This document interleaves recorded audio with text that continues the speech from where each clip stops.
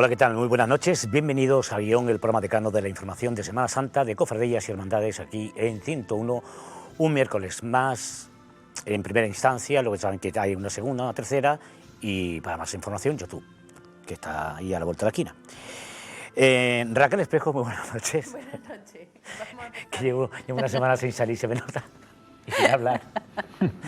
Son las primeras palabras. Bueno, después. estás en la sintonía de la promo que ha sacado 101 de Cuídate, Cuídanos. No, de luego yo me estoy cuidando a todo el mundo porque no salgo. O sea, Eso está muy bien, hay que cuidarse. Como decían antiguamente, ni para un recao chico.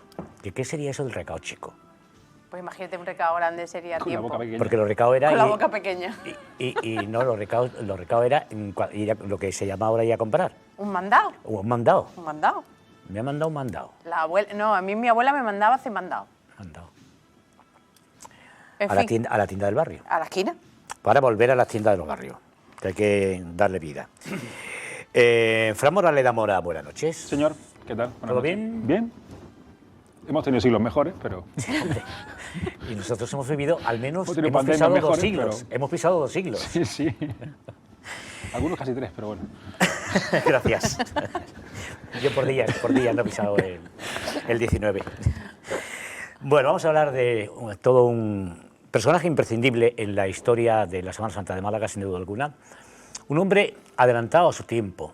Él, junto a un grupo de gente en el año veintitantos, 20, aunque se hizo formal en el 21, se le ocurrió la historia, y eso no se le había ocurrido a nadie de ningún sitio del mundo que sepamos, de agrupar a todas las cofradías en eso que llamamos la agrupación de cofradías de Semana Santa de Málaga. José María de las Peñas, archivero, buenas noches. Buenas noches, Rafael. ¿Está bien dicho eso de adelantado a su tiempo, visión de futuro? Perfectamente. Lo has descrito estupendo. Don Antonio Baena. Qué Gómez. personaje, ¿no? Además, un personaje, un malagueño con muchísimas facetas, ¿no? Él era constructor como empresario, ¿no? Yo, Rafael, si me permite un inciso, hay una persona que lo describió muy bien, que fue un poeta malagueño, que fue Salvador Rueda, que le hizo un poema titulado El constructor de sí mismo. Una persona que nace en una cuna humilde, y llega a ser excelentísimo señor don Antonio Baena. Es decir, que Salvador Rueda captó bien la idea de lo que significó este señor desde que nace hasta que lo asesina. Don Antonio Baena, que perteneciente evidentemente a la Cofradía de la Sangre. ¿Cómo se gesta esto? ¿Cómo empieza a gestar Antonio Baena y el grupo de gente más íntima, supongo, de otras cofradías, a fraguar esa idea? Bueno, realmente Antonio Baena empieza en el mundo cofrade en la Soledad de Mena, y tal vez llevado de la mano de su buen amigo y cliente Félix Sainz. Él era un reconocido constructor de la época, prueba de ello es nuestro actual Ayuntamiento de Málaga, por citar algún edificio emblemático, pero sí es cierto que en esa época, 1916, 1917, pues empezaba a trabajarle a Félix Sainz. Félix Sainz, muy de la congregación de Mena, pues posiblemente le arrastra y le invita, porque Antonio Baena no era conocido en el mundo de las cofradías, ni sabíamos hasta ese momento que tuviera alguna relación con cualquier cofradía. Y de la mano de él pues baja la Soledad. De hecho, bueno, pues se intenta integrar, hace bastantes cosas en torno a la Soledad, pero bueno, por una razón u otra, la Cofradía de la Sangre ya pensaba en 1919 a procesión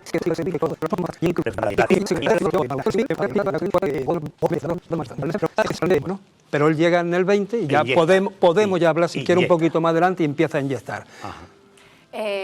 Con lo que vuelvo para atrás, pero porque esto tú y yo lo hemos hablado en otros sitios. Muchas veces, sí.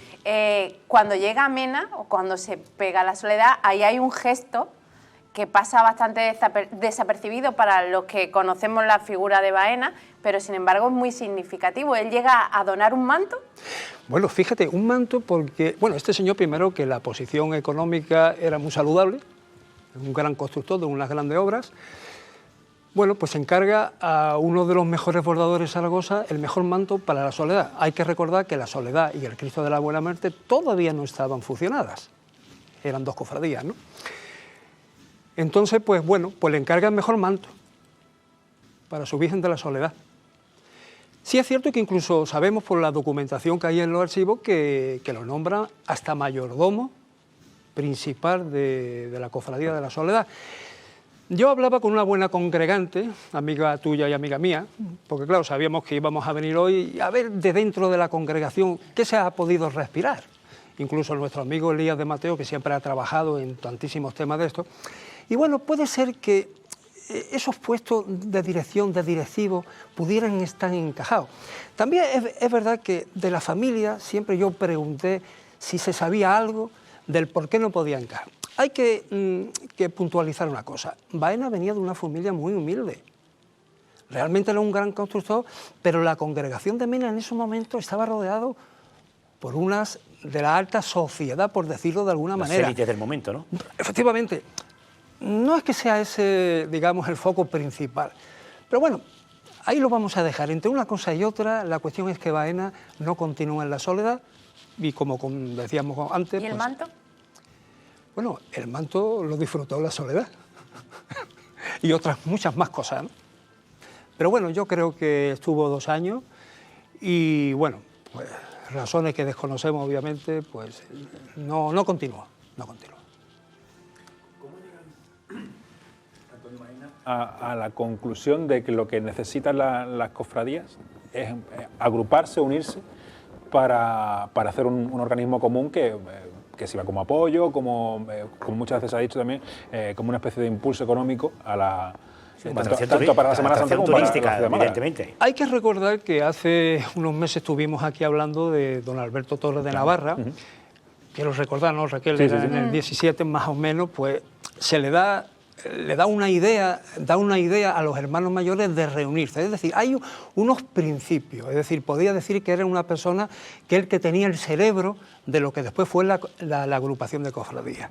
Pasan unos años y evidentemente Baena, que es muy emprendedor, que ya se mete en el mundo de las cofradías del año 18, que ya va viendo lo que es, pues posiblemente con la gran amistad, además 2 caracteres muy fuertes, tanto Torres de Navarra como Antonio Baena, porque no hay que recordar que los caracteres fuertes y de la agrupación, que era totalmente una sociedad machista, por decirlo de alguna manera, más que regido por hombres, pero de carácter fuertes.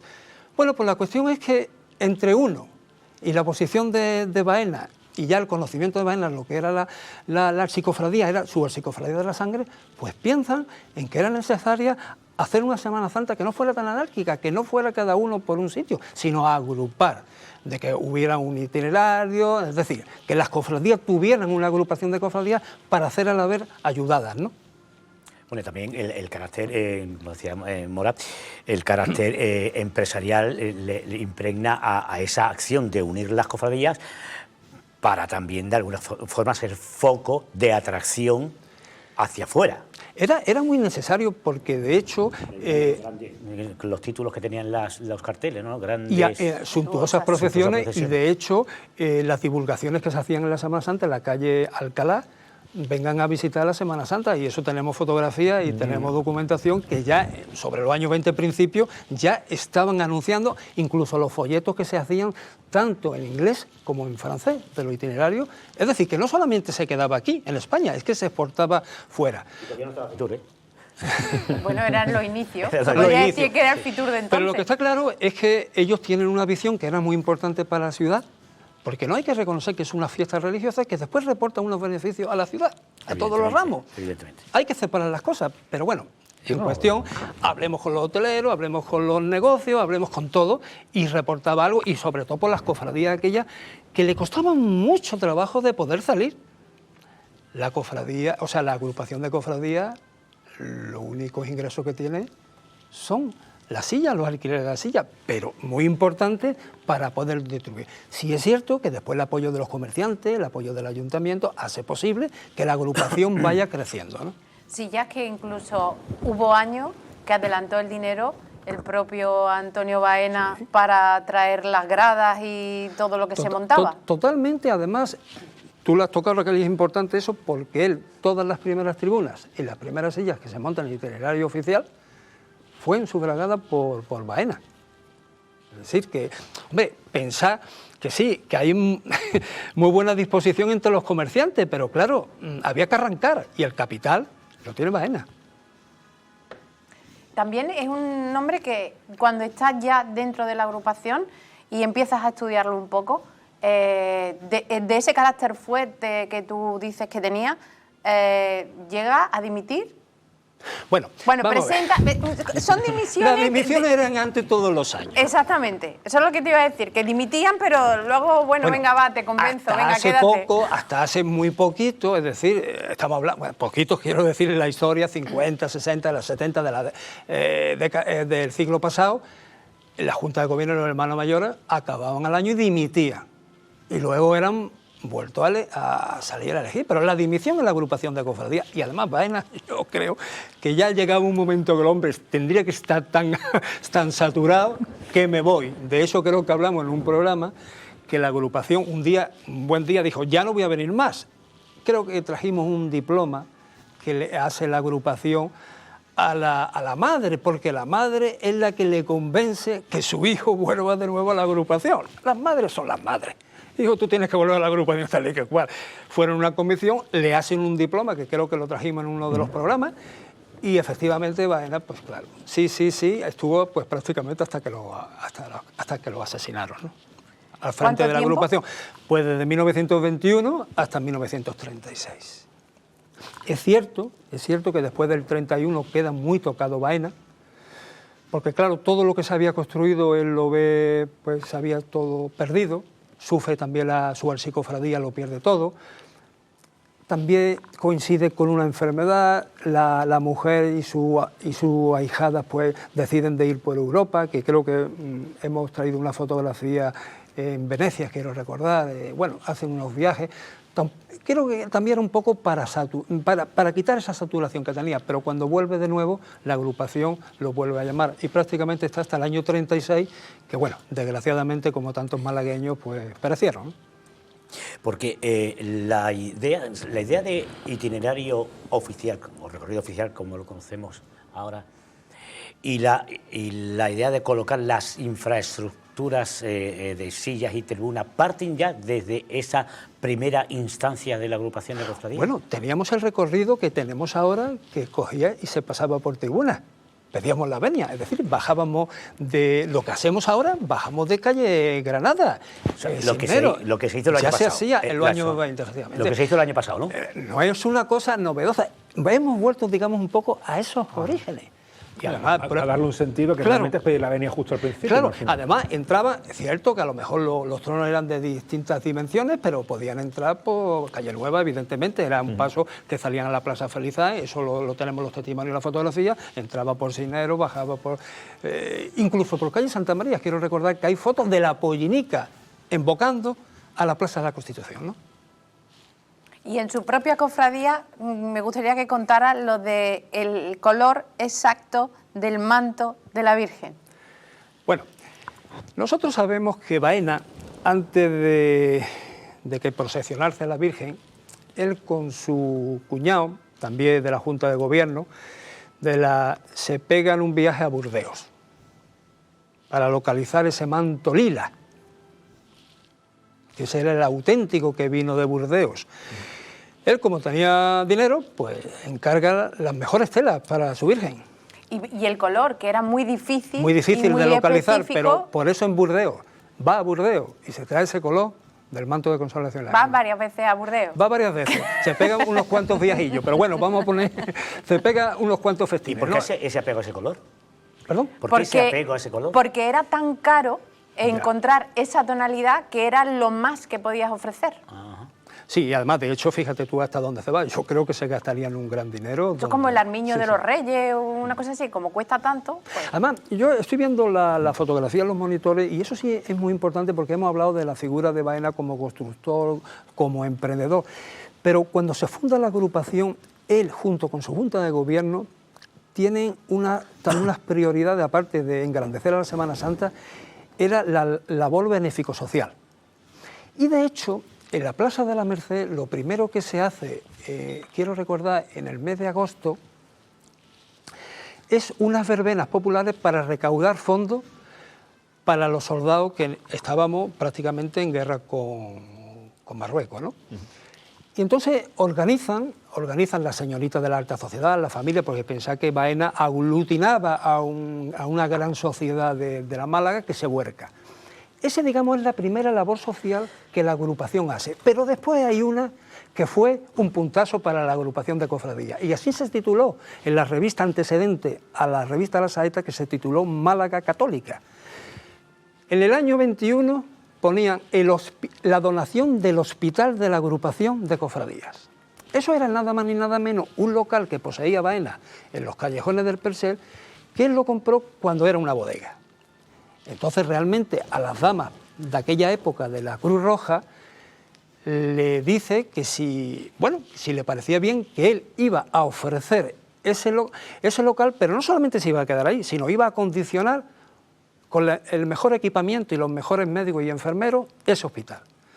Automáticamente se van al ayuntamiento. El proyecto en un pleno se presenta y es muy bien recibido. De ahí se empieza a continuar y de hecho el hospital se llamó en nombre de la reina Victoria, que no hay que olvidar que era la presidenta de la Cruz Roja. Entonces acondiciona el hospital de sangre para todos los heridos que venían al puerto de Málaga, que eran a diario, y entonces iban atendidos. Pensad que montó 100 camas. Eso son muchas camas, ¿eh? Médicos, enfermeros, incluso dentro de ese local había una casita que la adecua para las monjitas de San Vicente de Paúl, de la Caridad, para atender a los enfermos. Es decir, los enfermos, venían enfermos y heridos, para que no se quedaran, digamos, desasistidos, ¿no? Es más, cuando hacen una visita a la reina en diciembre de 1921, porque no pudo venir a la inauguración, hacen una misa en el patio. Hizo hasta una capilla dentro de ella, es decir, que a los soldados no les faltaba nada. De hecho, eso les reportó una cosa muy importante, que es el actual pendón morado de Castilla. Cuéntalo, porque es que todo el mundo lo del pendón morado de Castilla. Me paráis, porque si no yo me paráis cuando queráis. Mira, en el 21, en un edificio que conoce muy bien mi amiga Raquel, que es la Equitativa, por ahí estaba la casa del Marqués de Larios. Bien, ¿dónde se iba a reunir la reina? Pues la casa del Marqués de Larios. Entonces, Baena, curiosamente, pues se ha invitado, pero no es nombrado por la reina. Entonces Baena se acerca y le comenta: usted es el insigne malagueño que ha hecho la donación tal y tal. Bueno, pues después de una charla, eso ya sí lo sabemos por documentación. Después de la charla dice: oye, mira, ¿qué pasa? Que para ti no quieres nada, porque en fin, todo para la agrupación, para Málaga, para la Semana Santa. Pues mire, eso, majestad, para mí el Psicofradía de la Sangre. No, me gustaría, o nos gustaría la Psicofradía de la Sangre, que vuestras majestades concedieran, aceptaran el título de hermano mayor honorario de la cofradía. Prueba de ello, que tenemos el título de real en la cofradía y además en la aceptación. Y dices, nada más, ahí se queda. Y entonces es la imagen que tenemos ahora mismo en el monitor, pues la insignia real con honores militares del pendón morado de Castilla. Por eso está el pendón morado, porque él solicita, que para él no quería, pero tampoco para la agrupación, pero no había que olvidar que era el hermano mayor de la Psicofradía de la Sangre. Y entonces que la insignia real figurara, que de hecho, afortunadamente, exceptuando estos años de epidemia, hasta ahora, incluso después de la guerra, pues ha seguido procesionando el pendón morado de Castilla. Esa es la historia del pendón relacionado con ese hospital. Y no solamente le reportó eso personal, porque hay que distinguir una cosa es lo que hace él y después, lógicamente, los agradecimientos. Su primera medalla de Isabel la Católica se la concede sus majestades por el gesto que estuvo como presidente de la agrupación de cofradías de donar ese edificio y de adecuarlo para el hospital de sangre. Pero el callejón del Persel estaba ese hospital, funcionó hasta... Sí, mira, la calle era Profesor Sánchez de Ávila, que yo lo he estado buscando y antes por daros más datos, y lo encuentro en un callejero que me facilitó mi buena amiga Maripepa Lara, del Archivo Municipal, antigua directora, y en el callejero del 39 aparece esa calle todavía. La verdad que no he visto hasta cuando anulan esa calle, pero se llamaba, y además estaba muy cercano a las bodegas, que no recuerdo ahora mismo el nombre, las bodegas que había por allí, por el Persel, unas bodegas muy importantes. Es decir, que estaba muy cercano. La calle, la situación, claro, es que ahora, tal como y muy está... Muy cerca, por lo que dices, muy cerca de la iglesia del Carmen, ¿no? Más o menos, Rafa. Más o menos por ahí podría ser, más o menos la situación Tiene que sentido, vemos. ¿no? El hecho totalmente. hospital, iglesia o capilla, tenía mucho más o menos sentido por en esa los época. planos, por lo que hemos podido, situamos más o menos donde tú estás indicando, más o menos. Los Baena, una vez que Antonio muere, lo asesinan, mantienen, una vez que pasa el tema de la guerra, ¿mantienen los lazos con la archicofradía?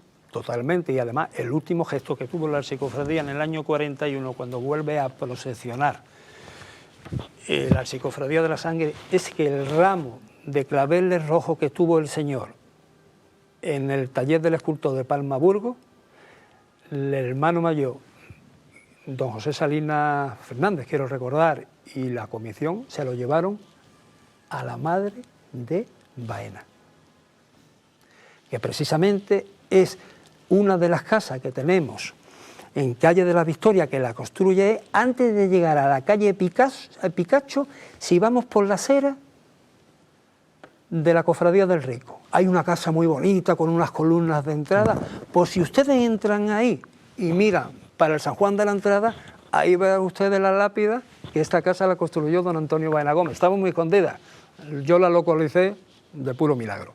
Pero si entran ustedes por ahí, miren y verán la lápida de constructor.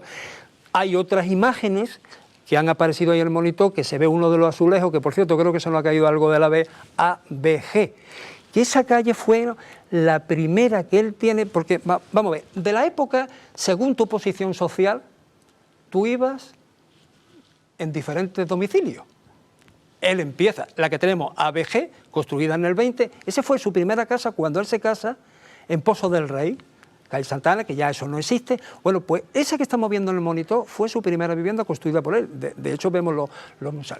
Después, claro, según su posición, pues iba un poquito más a calle Alcazavilla, más hacia abajo, después a la Alameda Principal, y después acaba en lo que hoy es el Parque San Antonio, que eso sí tenemos que decir unos datos muy interesantes. Baena la adquiere esa casa en 1927, cuando esa finca se llamaba de Buenos Aires. Y el propietario era un argentino. Bien, ¿y cómo se llamaba la casa del argentino? Villa Colón. ¿Qué es lo que hace Baena? Porque en el 28 Baena decide ya trasladarse de la Alameda, que era burguesía, a la alta burguesía, que era la Caleta. Pensad que las viviendas que antes, la casa esa tan bonita con los dos torreones, lo que hoy está muy valorado hacia la playa, antes era la casa de los sirvientes, y la casa de los señoritos daba donde pasaban los carruajes. Bueno, pues él en el 28 se instala allí ya con su mujer. Lógicamente le pone el nombre de su mujer, Villa Santa Ana. Eso tiene su historia relacionado con la Virgen de Consolación y Lágrimas. Pero el Parque de San Antonio, ¿por qué se llama todavía Parque San Antonio? Por una sencilla razón. La familia Baena, que no tenía hijos, sí le gustaba que en el día de San Antonio se celebrara allí, en un parque muy bonito que hay, con unas fuentes preciosas que él tenía, se celebrara el cumpleaños de Tito Antonio, del padrino. Entonces, todavía se llama Parque San Antonio, en aquel día que en el 28 la familia decidió ponerle Parque San Antonio, y la calle Villa Santa Ana en nombre y en honor de su mujer. Luego ha llegado hasta nuestro día el hospital Parque San Antonio, pero fue puesto por la familia Baena en honor del padrino de Tito Antonio. Anda. ¿Vale? ¿Cómo quedáis? Estáis calladitos, calladitos. No, es que, claro, todo tiene su historia, ¿no? Todo tiene su historia, ¿no? Si recordáis, cuando hemos estado hablando del 75 aniversario, de la celebración del 75 aniversario de la agrupación, una de las cosas que se ponen encima de la mesa es el olvido que hay con los fundadores de la agrupación y con la figura de Antonio Baena. Entonces, claro, extraña mucho que, siendo un personaje tan relevante, tan importante en la época, durante muchísimos años cayese en el olvido, hasta prácticamente que lo recuperan en el 75 aniversario. Se sabía quién era el fundador, se tenía más o menos en consideración, pero no se pone en relevancia como se hizo. Es cierto, porque, mira, una cosa, ¿sabes lo que pasa? Que muchas veces las personas, evidentemente, desgraciadamente Raquel y yo, que somos compañeros en el archivo de la agrupación, siempre decimos eso. ¿Cuántas personas hay a la sombra que están trabajando, que no van a salir? Y es verdad que después hay trabajos como nuestro amigo Andrés Camino, está recuperando a tantísimos cofrades en el olvido, que han sido ni mejor ni peor, pero tan importante como la figura de Baena. Lo que pasa que, bueno, Baena ha sido el primer presidente de la agrupación. Es cierto que él hizo una gran labor, pero ojo, Claro. que el equipo que tenía detrás chapó. Muchos nombres van a salir y otros desgraciadamente no van a salir. Pero sí es cierto que Baena, yo creo que la agrupación de cofradías está todavía en deuda con él. Y yo espero, de deuda, vamos a ver si nos entendemos. Ese presidente, hasta la actualidad, no se le ha concedido nunca la medalla de oro. Ya para el centenario los dirigentes de la agrupación verán si es necesario, o la Archicofradía de la Sangre verán necesario de pedirlo. Yo ahí ni entro ni salgo. Pero hasta ahora, lo único que pudimos conseguir en el 2004 fue el escudo de oro por aquello del 75 aniversario de Consolación y Lágrima, que la llevamos a la catedral y que yo, hablando con don Francisco García Mota, me autorizó, cosas raras, desde que pusiéramos una placa en la capilla de los caídos donde él está enterrado, junto con 1099 personas más, ¿vale? Entonces pusimos allí y entonces por aquella época era Pipo, Rafael Recio, presidente de la agrupación, y entonces él, al sobrino nieto, a Pepe Salinas, que fue el autor del libro, lo recogió en su nombre para ofrecérselo a la Virgen de Consolación. Es decir, la agrupación le concede el escudo de oro, se lo da a la familia y la familia evidentemente se lo da a la Archicofradía, que de eso la Virgen lo luce. Pero vaya, la medalla de oro de la agrupación, pues yo supongo que la agrupación de cofradías Tendrá bien Tendrá ofrecerse. Claro, y además, si no lo hemos apuntado, para irlo recordando. Vaya, yo digo una cosa porque yo, claro, las condiciones de la agrupación y lo que se piensa, pues las desconozco totalmente, pero que seguro que eso han pensado porque está muy presente. Pensad una cosa, que Antonio Baena ha tenido en la historia dos nombres de calle. La primera fue en el 31, que fue en la Alameda de Antonio Baena Gómez. Hay fotografías que lo soportan con todas las autoridades. Eso fue el 9 de marzo de 1931, a poco del 31 de la quema. La placa, el nombre duró ni un mes. Pero sí tenemos una calle, que es una de las que salen a calle Martínez, que es la calle de Antonio Baena, donde antiguamente estaba el Boquerón de Plata, para aquellos los que se puedan recordar aquello. Bueno, pues eso se le concedió en un pleno municipal en el año 52. Pero es que en el año 26 fue nombrado hijo predilecto de Málaga. 2 años más fue con la Cruz de Beneficencia. Es que no me quiero tampoco poner un poco pesado en ese tema, pero hay que reconocer que fue una gran persona, que todos sus méritos lo aplicaba a la agrupación de cofradías y a su archicofradía. Si hablamos de su archicofradía, cambia un escudo. De la escena del Calvario pasa a la Sagrada Lanzada. Mete un segundo trono, que es la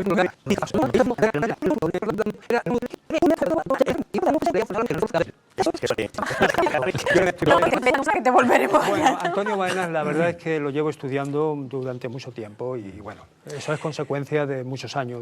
Hay pocos personajes que con el paso del tiempo, cuando se les recuerda, se les sigue llamando Don. Antonio Baena, Don Enrique Navarro, por ejemplo. Y hay poquitos.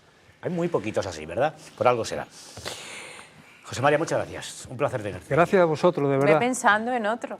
Porque, hombre, yo creo que de verdad que habéis acertado muy bien de que Antonio Baena, hombre, yo creo que, como tantísimos personajes, creo que también era de justicia de sacarlo en televisión. Si te hemos mandado recursos humanos, te tendrás que ir buscando personajes, ¿no? Muchas gracias. Hacemos Gracias pausa, volvemos después de publicidad aquí en 101 en Guión. Hasta ahora. Ya estamos de vuelta aquí en Guión en 101 y vamos con esta segunda parte y luego tenemos conexión con el exterior vía Skype, que está tan de moda últimamente por mor de la pandemia para hacer programas y tal.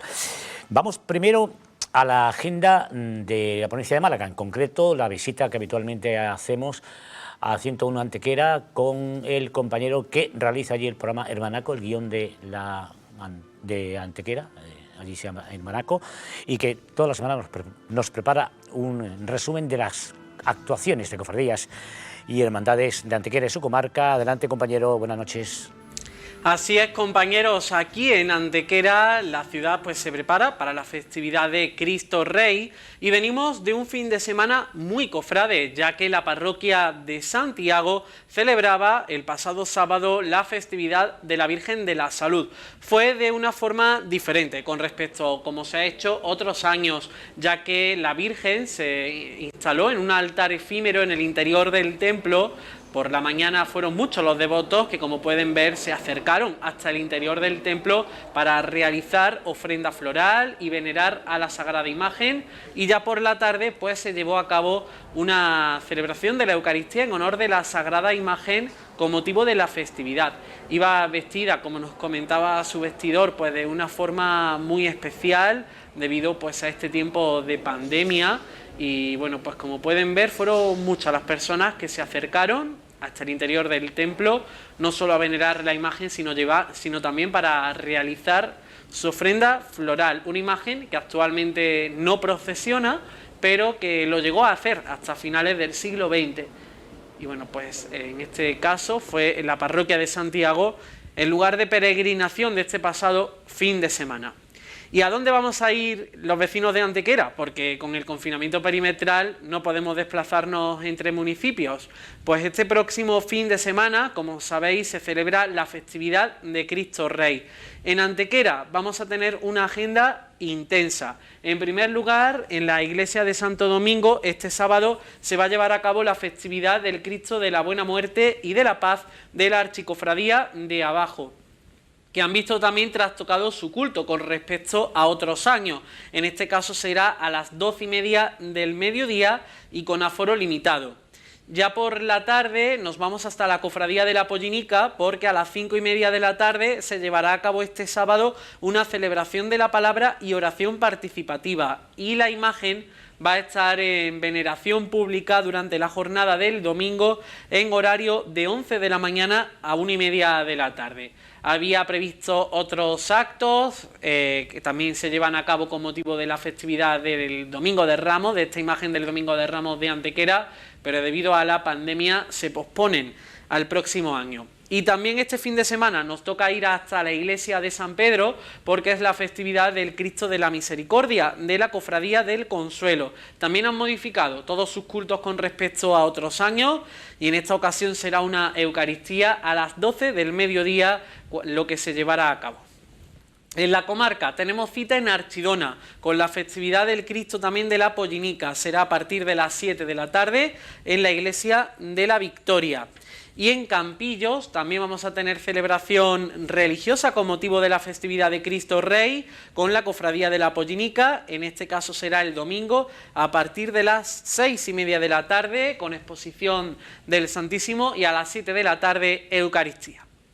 Como pueden ver, la comarca norte de Málaga, la comarca de Antequera, que va a tener una agenda cofrade muy intensa este fin de semana con motivo de la festividad de Cristo Rey. Nos vemos la próxima semana. Hasta la próxima semana, gracias compañero. Desde Antequera continuamos aquí en 101 en Guión con otro reportaje del joyero. ¿Y qué joyero además, Raquel? Sí, esta semana nos hemos ido a La Esperanza y nos ha contado todas, ya lo verán ustedes, son pequeñas joyas, pero qué significativas son. Nos lo cuenta Carlos Ismael Álvarez. Los distintos tesoreros de la Archicofradía suelen referirse como joyas históricas de la Virgen de la Esperanza, aquellas que están comprendidas en el inventario de 1951, y como joyas contemporáneas a las posteriores, es decir, aquellas que tienen menos de 70 años en posesión de la Archicofradía. Eran épocas en que la cofradía no tenía las dependencias adecuadas para custodiar las joyas, y tradicionalmente era la camarera mayor las que la guardaba en su propio domicilio. Esta circunstancia fue determinante para que estas joyas históricas, a las que me referiré enseguida, estén hoy día todavía en poder de la cofradía, porque como es muy sabido, con el advenimiento de la República, Santo Domingo, la sede de la Archicofradía, fue incendiada y saqueada. Sin embargo, perdiéndose pues no solamente la imagen del del Nazareno del Paso, sino pues el ajuar procesional y todo el patrimonio de la cofradía, a excepción, como sabemos, de la cabeza de la Virgen. Pero esta circunstancia de que las joyas se guardasen en los domicilios particulares de cada camarera fue lo que ha posibilitado que aquellas no se perdieran y que las joyas históricas permanezcan todavía en el patrimonio, en el ajuar devocional de la Virgen de la Esperanza. Cada camarera, cuando cesaba en su cargo, transmitía a la siguiente o a la propia Junta de Gobierno, mediante un inventario, las joyas que ella había recibido en su momento y las que devolvía, más la adición que por donación, regalo, hubiera recibido durante su periodo como camarera. Pero en 1951, al cesar como camarera, doña Concepción de las Peñas, ella hace entrega de las joyas de la Santísima Virgen de la Esperanza que recibió en su día al entonces fiscal de la Archicofradía, don Vicente Cafarena Aceña, mediante un inventario particularmente minucioso en el que se describe pormenorizadamente cada una de las joyas y, muy importante, en los que indica la procedencia, es decir, qué devoto, qué cofrade concreto fue quien donó, por devoción naturalmente, a la Virgen de la Esperanza esa joya concreta. Aquí hemos seleccionado esta tarde algunas joyas de algunas de las joyas históricas de la Virgen de la Esperanza. Tenemos en primer lugar esta pieza excepcional, es la número 1 del inventario de doña Concepción de las Peñas, del inventario de 1951, y se trata de lo que en joyería antigua se llamaba un pendentif, palabra que podemos traducir por colgante, con una jerga actual. Era lo que en los años 20, en la Belle Époque, se titulaba un corsage, una prenda que solían lucir las señoras en la cintura. Es, como se ve, art déco y lo que supone que es una joya contemporánea al momento en que se le regaló a la Virgen de la Esperanza. Suponemos que en los años 10 o en los años 20, como muy tarde, del pasado siglo. Y es una pieza excepcional que tras muchos años sin lucir la Virgen, al menos el Jueves Santo, y en su festividad del 18 de junio, volvió a ponérsele con frecuencia a partir de los años 90. Pertenecen también a las joyas antiguas de la Virgen de la Esperanza estas otras dos piezas verdaderamente excepcionales, y aunque parecen a primera vista gemelas o idénticas, no lo son ni mucho menos. Se ven que son de una manufactura completamente artesanal y son distintas, aunque sí es verdad muy parecidas. Pertenecen, son pendientes y son joyas decimonónicas.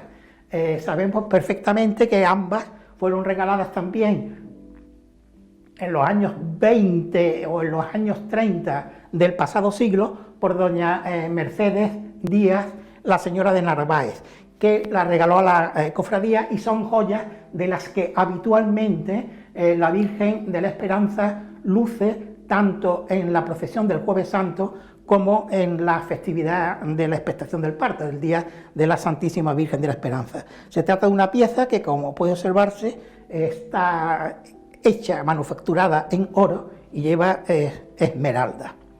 También son pendentifs pertenecientes a las joyas históricas a las que nos venimos refiriendo, estos dos pendentifs que también proceden de ese fondo del joyero histórico de la Virgen de la Esperanza. Algunas de las joyas pertenecientes a este periodo, es decir, anterior al inventario de 1951, con motivo de la coronación de la Virgen de la Esperanza, se engastaron en la corona que la Virgen, que la cofradía o el pueblo de Málaga, porque fue una suscripción popular, le regaló a la Virgen de la Esperanza con motivo de su coronación canónica en el año 1988. La cofradía del joyero histórico de la Virgen engastó en esa pieza excepcional pues algunas joyas también excepcionales, como el broche de granates rodeado de brillantes que la Virgen luce en la corona. Encantado. Magnífico, ¿eh? ¿Y cómo lo ha contado? Sí, sí, sí, sí. Es impresionante. Queda más, ¿eh? Lo que pasa es que Sí. va en la siguiente tanda.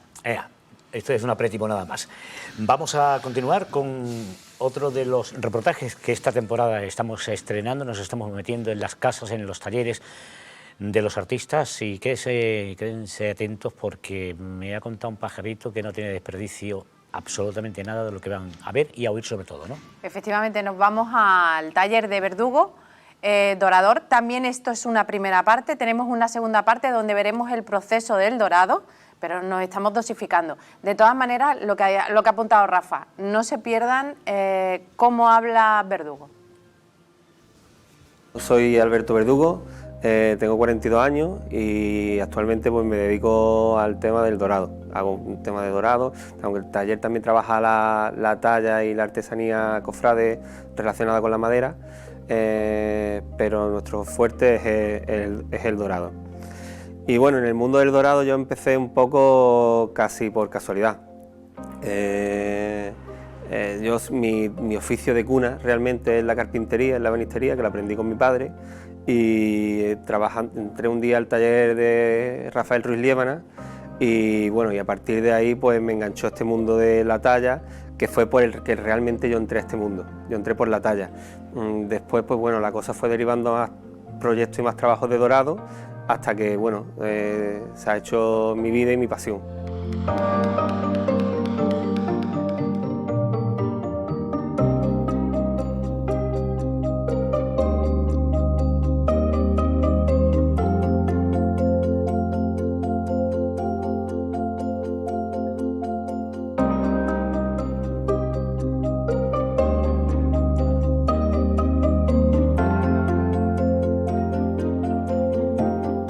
No puedo hablar de un único primer encargo importante, sino que todos han sido muy importantes a lo largo de mi carrera. ¿Y por qué? Porque mi primer trabajo en solitario, mi primer trabajo al completo, talla y dorado, mi primer trabajo fuera de la provincia de Málaga, mi primer trono completo de dorado. Entonces hay muchos primeros trabajos importantes. El que recuerdo que con más responsabilidad, porque estaba yo al frente a pecho descubierto, fue la restauración de las cabezas de varales del trono del Cristo de la Buena Muerte de Mena. Además ahí fui acogido con mucho cariño y el trabajo tuvo mucha repercusión. Después de ese trabajo fue el que me abrió las puertas para hacer las cabezas de varal y arco de campana de la Virgen de Gracia, el dorado del trono de Nuestra Señora de los Remedios, de los Mártires, etcétera, etcétera. Ese fue realmente el que yo noté que fue el punto de inflexión en mi carrera que me hizo despegar.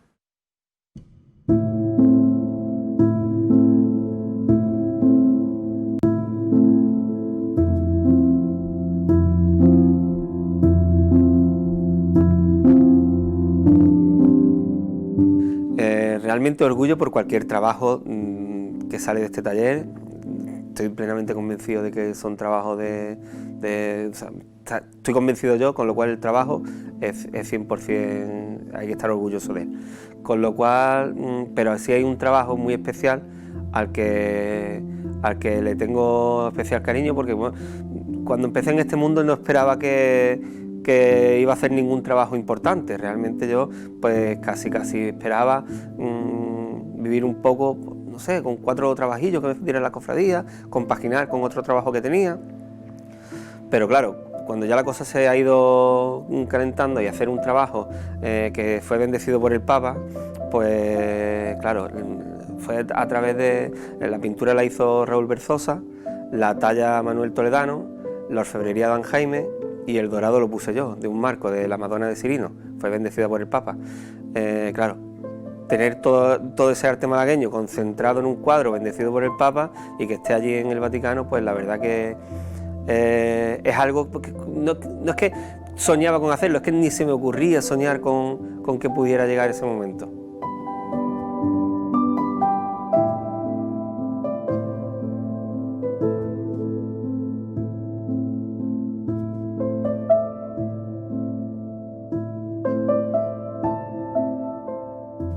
bueno, en estos 8 años que llevo dedicado exclusivamente al dorado, sí soy muy metódico. O sea, la metodología tanto de la estructura de la semana como la de los días, como la estructura de trabajo en el taller, tiene que ser 100% metódica para que no haya ningún fallo, ya que nosotros trabajamos con elementos muy delicados, que son el bol, el oro y tal, que a nada que haya alguna variación con medidas de cola y cantidades de agua, lo que sea, pues ya el dorado puede salir totalmente fastidiado.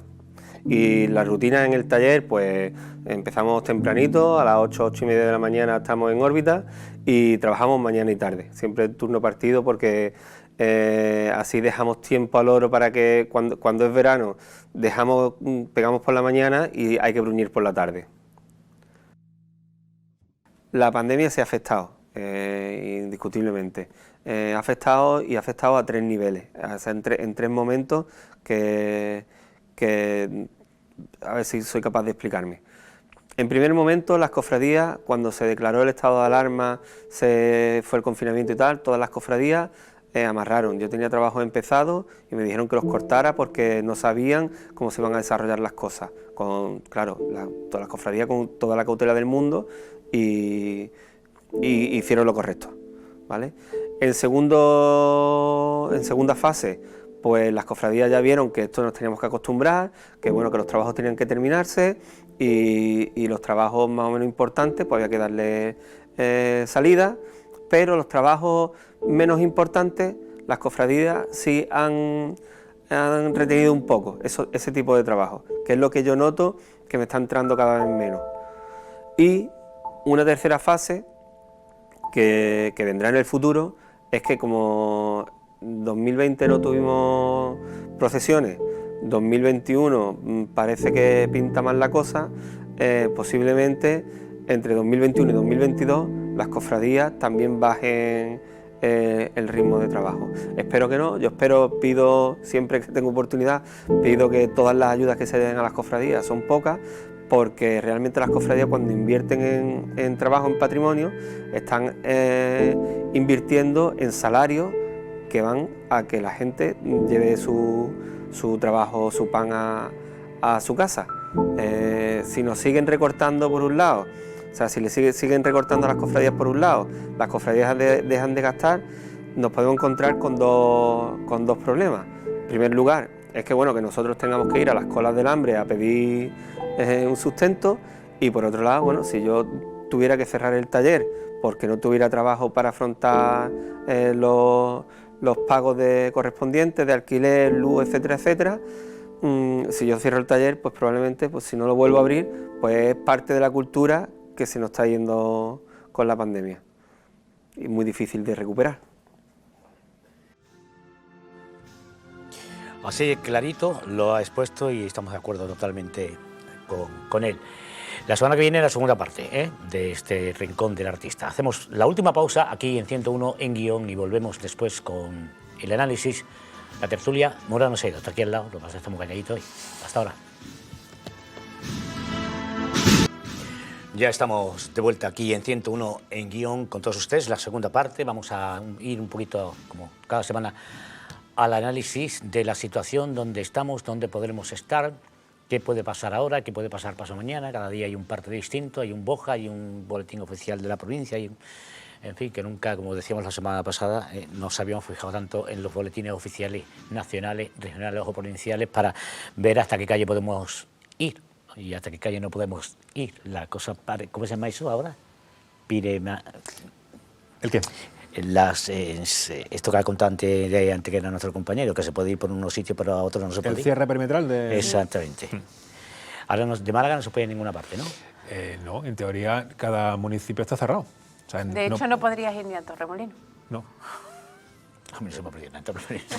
En el caso de que quisiera ir a Torremolinos. De momento, ahora en el centro comercial ese grande que es más lujoso del mundo mundial.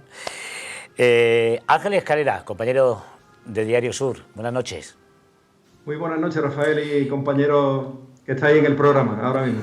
Bueno, tenemos con Ángel dos cosas importantes. Bueno, tenemos tres cosas importantes, que es muy buen tío, que es muy cofrade y que además está muy pegado al tema sanitario por su dedicación, especialmente en ese ámbito, en el periódico Sur. Desde esos ámbitos, tú ves un tema más global que otros Sí. no ven.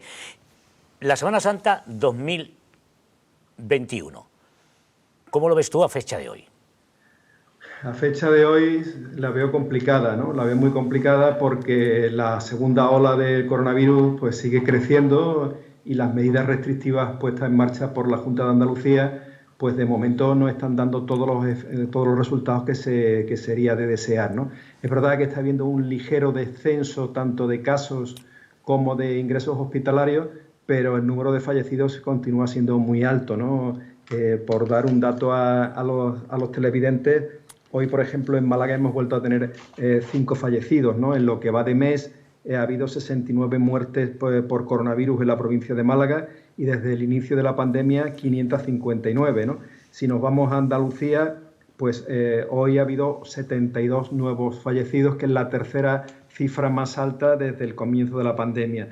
Y en total han perdido la vida 3.445 personas en Andalucía. Y estos son datos oficiales, que los datos reales son sin duda mucho más elevados. Es decir, que hay que sumarle a estos datos oficiales en torno a un 30 o un 35% más de muertes que no están recogidos en el listado oficial, pero que se han producido. Es decir, ha habido un exceso de mortalidad en comparación al año pasado. En España, te lo digo de memoria, si se recogen oficialmente por el Ministerio de Sanidad unas 41.000 defunciones, la mortalidad real puede andar en torno a los 65.000 ciudadanos. Es decir, hay 21.000 personas más fallecidas de las que recoge la estadística oficial, ¿no? Y con este panorama, mucho tendrían que mejorar las cosas para que a finales de marzo, el 28 de marzo, que es el Domingo de Ramos, pudiéramos tener una Semana Santa, no digo ya normal, porque eso es imposible, pero sí lo más parecida a lo que nosotros queremos y deseamos de una Semana Santa. No sé qué va a ocurrir, espero y deseo que los casos desciendan, que los contagios sean menores y que de aquí a la primavera pues la situación sea mucho mejor. Pero desde luego un cariz muy halagüeño no hay perspectiva de que la Semana Santa se pueda desarrollar con completa normalidad, por más que para esa fecha puede ser que ya haya empezado la vacunación. Pero la vacunación, aunque empiece, va a iniciarse en los grupos de riesgo, ¿no? Es decir, que pues no se va a poder vacunar toda la población en esa fecha, ni mucho menos. Y tengo dudas de que en marzo ya la vacuna se esté poniendo de una forma más o menos sistemática. Así que, sin querer ser pesimista, digamos que siendo realista, el panorama para la Semana Santa de 2021, como mínimo, es muy complicado. Ángel, ¿cómo ves tú el plan que se filtró y que publicaste vosotros en Sur hace unas cuantas semanas y que es sobre el que estaba trabajando la agrupación de cofradías? ¿Tú lo ves factible? Yo lo veo complicado, es decir, factible en una situación normal sí sería, pero en la situación de pandemia, por más que sea ampliar el recorrido oficial y ganarle calles y ganarle metros, para que de forma que las cofradías de los barrios periféricos, en vez de salir de sus sedes canónicas, pues salgan de otras sedes de cofradías más del centro. El problema principal yo lo veo en cómo consigues evitar las grandes aglomeraciones de personas. En el recorrido oficial puedes conseguir poner, como va a ser más grande, pues distribuir las veintitantas mil sillas en un espacio mayor, o en vez de poner a la venta las 24.000 sillas, poner la mitad. Bien, que aunque pongas la mitad, ahí lo salvas. Es decir, hay una distancia de seguridad de 1,5 metros, de 2 metros entre cada abonado. Muy bien. Pero ¿cómo aforas o cómo limitas el tráfico por las calles? Es decir, la gente que no tenga sillas querrá ver también las procesiones, querrá ver los desfiles y los cortejos. ¿Y qué haces? ¿Solamente vas a tener una Semana Santa para el público de la silla? ¿No va a haber una Semana Santa abierta para la gente que no tenga silla? Y después, al ampliar el recorrido, hay vecinos, hay comercios y hay bares y hay restaurantes que están insertos en ese recorrido. ¿Cómo evitas el tránsito libre de la gente de un lado para otro, la aglomeración? Es muy complicado. Supongo que la agrupación lo tendrá pensado y supongo además, no que lo suponga, sino que estoy seguro de ello, que antes de hacer nada tiene que haber 2 permisos. Uno, el permiso de las autoridades sanitarias que den el visto bueno a ese tipo de Semana Santa paralela o alternativa que plantea la agrupación. Y 2, el permiso de la autoridad eclesiástica. No hace mucho también publicamos en Sur una información en la que los obispos del Sur no veían con buenos ojos una Semana Santa, entre comillas, paralela o alternativa. Decían que la Semana Santa era la Semana Santa y que no veían eso de sacar a las imágenes en andas pequeñas y, en fin, con cortejos más, digamos que, más reducidos en cuanto al número de componentes. Por lo tanto, sea lo que sea, vamos a tener muchas dificultades. Lo ideal sería que de aquí a marzo esto diese un vuelco espectacular, que la pandemia remitiese desaforadamente, que estuviésemos por debajo de los 25 contagios por 100.000 habitantes, que es el objetivo, y que se pudiese hacer una Semana Santa lo más normal posible. Pero si no es así, los experimentos con gaseosa, es decir, para hacer cosas que puedan crear un perjuicio más que un beneficio, es preferible no hacerlo. Entiendo que para la agrupación y para muchas cofradías es necesario recaudar fondos porque lo están pasando mal, sobre todo cofradías que tienen créditos, hipotecas y que tienen que pagar una serie de gastos mensuales y que al no recibir ingresos pues tienen serias dificultades para abonar esos pagos. Pero habrá que ver cómo se hace, porque indiscutiblemente lo sanitario tiene que prevalecer en este caso por encima de lo económico e incluso por encima de lo religioso, ¿no? Y lo del milagro, viendo el panorama como está, parece que ni está ni se le espera. Compañero, te saluda Raquel Espejo. Hola, Ángel. Muy buenas tardes, muy buenas noches en este caso. Hoy precisamente la Junta ha anticipado que probablemente las restricciones seguirán sí, más allá del puente, y esto, en cierto modo, empieza a afectar ya a la campaña de Navidad, que evidentemente ya sabíamos que iba a llegar hasta allí, pero con ello también afecta a las campañas de Navidad que hacen las propias cofradías. ¿Cómo lo ves con el tema sanitario? Pues, hombre, yo creo que las campañas navideñas pueden hacerse de una forma más sencilla que lo que es la propia Semana Santa. Y voy a poner un ejemplo. Todos los años por esta fecha se hace la gran recogida, que Bancosol, el Banco de Alimentos, hace recoger alimentos para entregarlos a personas que lo están pasando mal y que no tienen ingresos, ¿no? Es que habitualmente en los grandes supermercados y en las grandes superficies comerciales, pues uno compraba una serie de productos y los donaba y los entregaba en unos carritos que estaban preparados y que después se llevaban a los almacenes de Bancosol. Este año, para evitar las concentraciones y para evitar la aglomeración de personas, pues cuando tú vas a un supermercado haces una donación económica, es decir, tú das 10 euros, 15 euros, 50 euros o 1.000 euros. No compras físicamente tú el producto y lo entregas y lo recogen y se lo llevan, sino que haces una entrega, digamos que pues online, ¿no?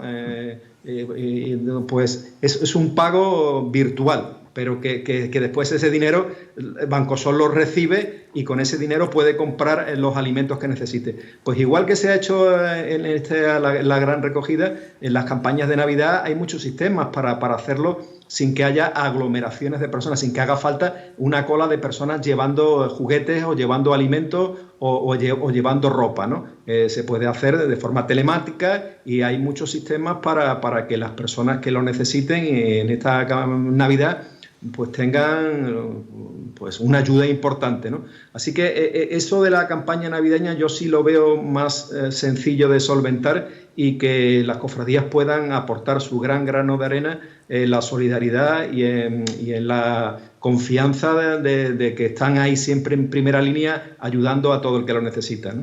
De hecho, enlazando con lo que acabas de decir ahora, los primeros que dieron un paso adelante en el inicio de esta pandemia para ayudar a las personas cercanas que más lo necesitaban han sido las cofradías.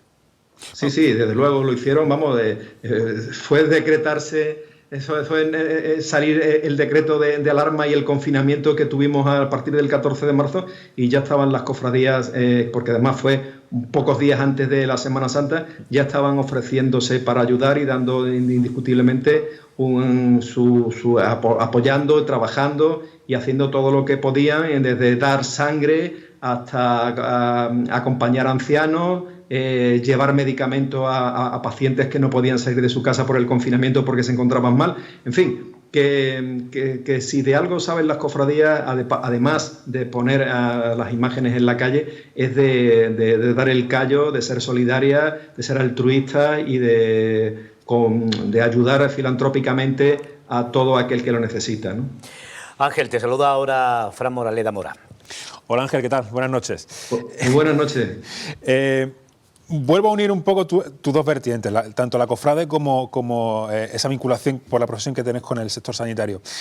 ¿Cómo se recibe desde ese sector el hecho de que se esté planteando, desde la agrupación de cofradías, una Semana Santa? Porque bueno, hace unas semanas estuvimos aquí a Miguel, que es médico, y bueno, y como que un poco que se escandalizaba de que se estuviese planteando el poder tener una Semana Santa con todo lo que nos venía por encima.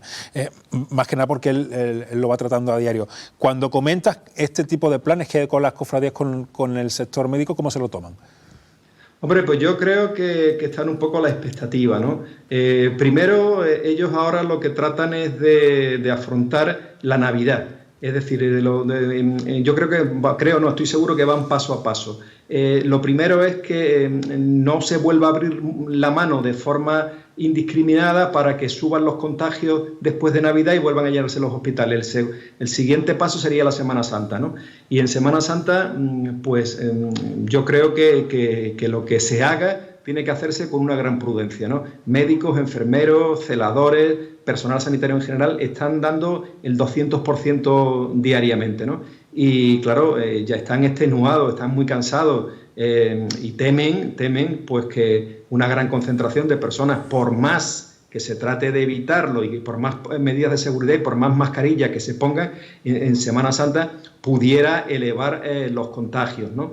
Habrá que ver cómo llegamos, en qué situación llegamos a finales de marzo, ¿no? Y una vez que veamos cómo llegamos a finales de marzo, pues creo yo que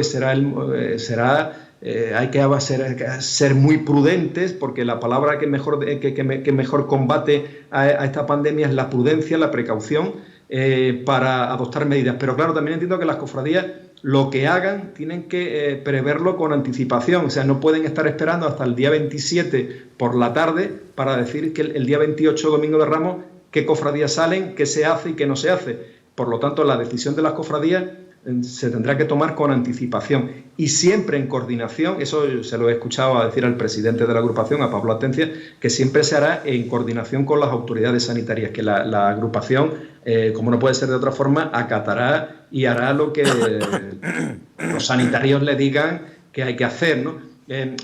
Yo creo que fundamentalmente de lo que se trata es que quieren salvar el aspecto religioso, es decir, que la gente pueda ver imágenes en la calle, pues eso por una parte, y por otra parte también recabar fondos para que las cofradías puedan acometer pagos pendientes con los bancos y también con la labor humanitaria y la labor social de ayuda a las parroquias y de ayuda a hermanos que lo están pasando mal. Ten en cuenta que, para colmo, con la pérdida de empleo que está habiendo, con el paro subiendo, con los ERTES funcionando a tometer y con mucha gente que ha perdido sus ingresos, eso repercute también en las hermandades, porque hay hermanos de cuota que no pueden pagar la mensualidad o el trimestre, ¿no?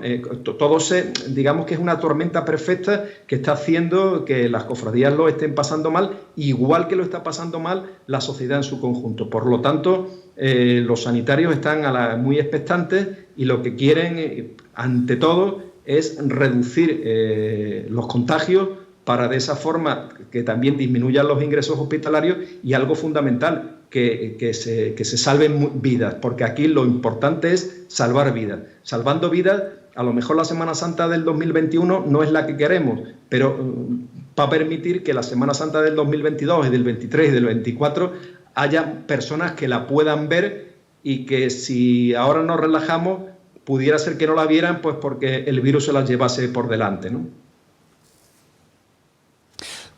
Sí, de hecho, yo creo, no sé si es una pregunta o una reflexión que hago, me parece que estamos ante un escenario en el cual vamos a tener que estar, casi contemplar todos los escenarios posibles, porque esto puede cambiar de un momento para otro.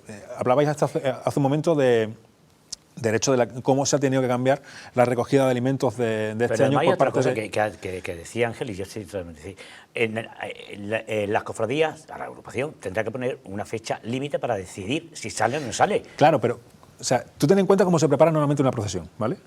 Que no es una cosa que se haga en una cuaresma. Tú empiezas a trabajar mucho antes, prácticamente ya desde diciembre ya estás calentando motores bastante para que a principios de enero poner en marcha la maquinaria para tallaje. Entendemos que este año la cosa va a ser mucho más reducida si se llega a poder hacer algo en la calle, que parece que no.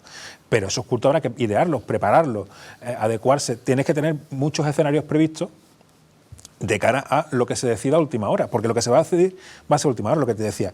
Estabais hablando del cambio que ha tenido Bancosol con respecto a otros años del tema de recogida de alimentos.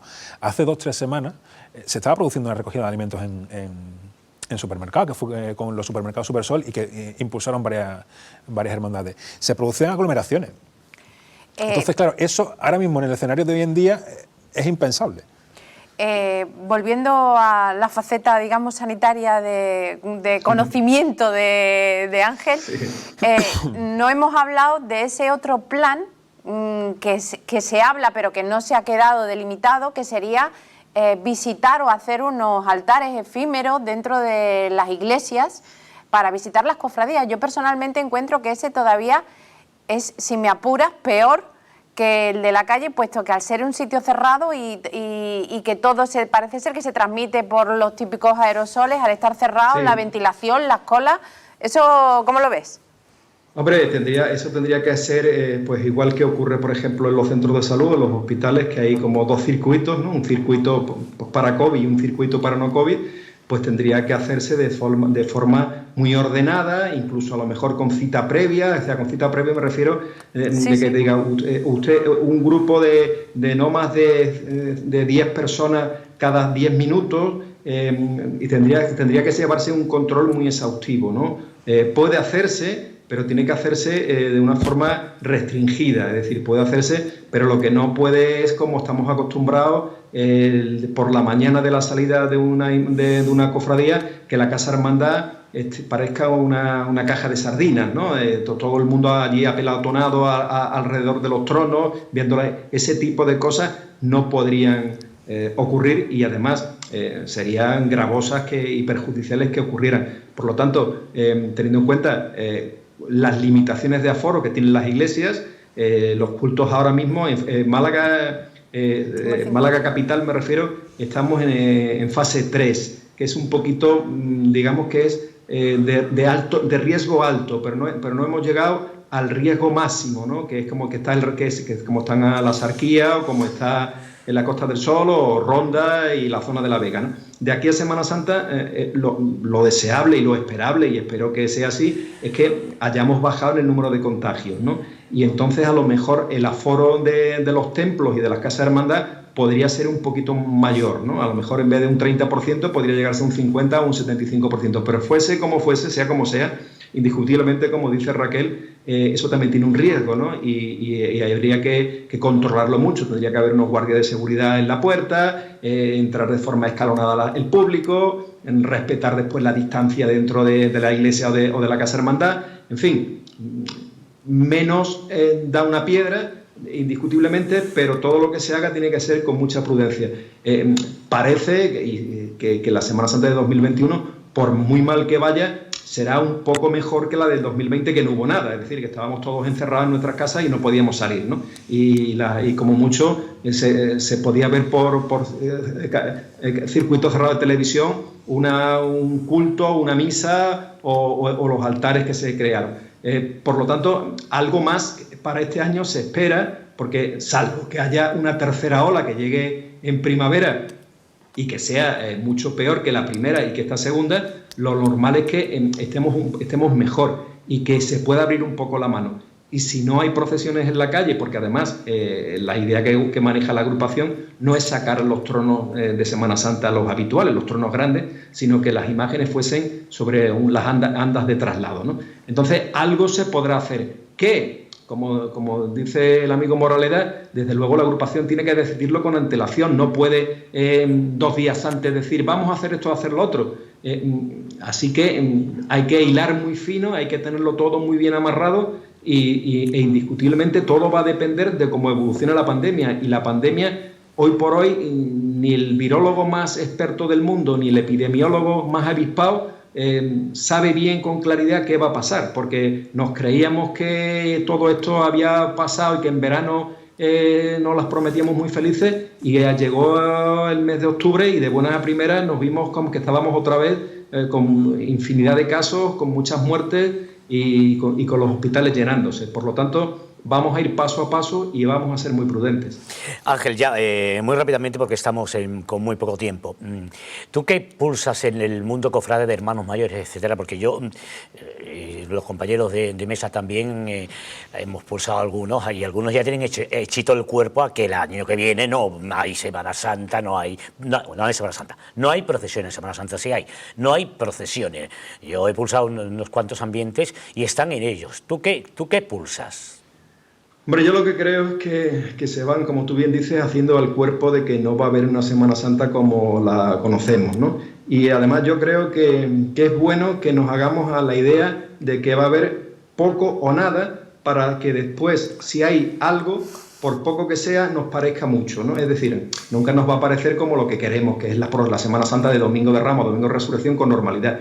Pero como venimos de una situación muy mala, que es la de este año 2020, en que no ha habido nada, por poco que haya el año que viene, y sobre todo, y que es lo más importante, que veamos que estamos empezando ya a salir de verdad del túnel en el que estamos metidos, y veamos que se está ya empezando a vacunar, que se está empezando que se han reducido los contagios, que se está bajando la mortalidad, pues lo poco que, o digamos, no mucho, porque mucho no va a haber, pero lo que se haga, los hermanos mayores lo van a ver bien, y sobre todo la gente lo va a agradecer, ¿no? Porque indiscutiblemente, teniendo en cuenta además que venimos del año 19, en el que el miércoles santo llovió y solo 2 cofradías pudieron salir y completar el recorrido, que el jueves santo hubo también cofradías como Misericordia que no pudo salir, Zamarrilla que se dio la vuelta, la Veracruz que se dio la vuelta. Hay cofradías que pueden estar hasta 3 años sin salir a la calle, y eso es muy duro, ¿no? Bastante duro, y por lo tanto lo que se haga y lo que recibamos, pues lo vamos a acoger con los brazos abiertos y con una gran alegría dentro de este contexto de tristeza generalizada por la situación en la que estamos viviendo. De cualquier forma, sea como fuere, el 2022 va a ser la leche. Sí, sí. Van a salir gente hasta desde los balcones, desde las ventanas, desde todas partes, ¿no? El 22, yo me lo imagino, el 22 va a ser un derroche de gentío como no hemos visto históricamente.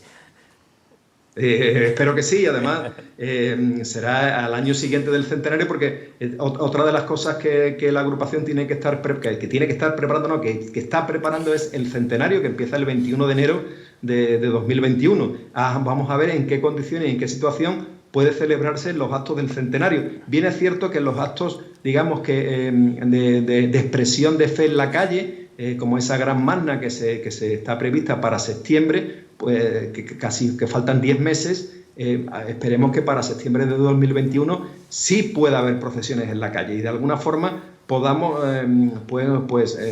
lo que no tengamos en la Semana Santa, podamos recuperarlo de algún modo en esa extraordinaria que se plantea, que se está prevista para septiembre de 2021.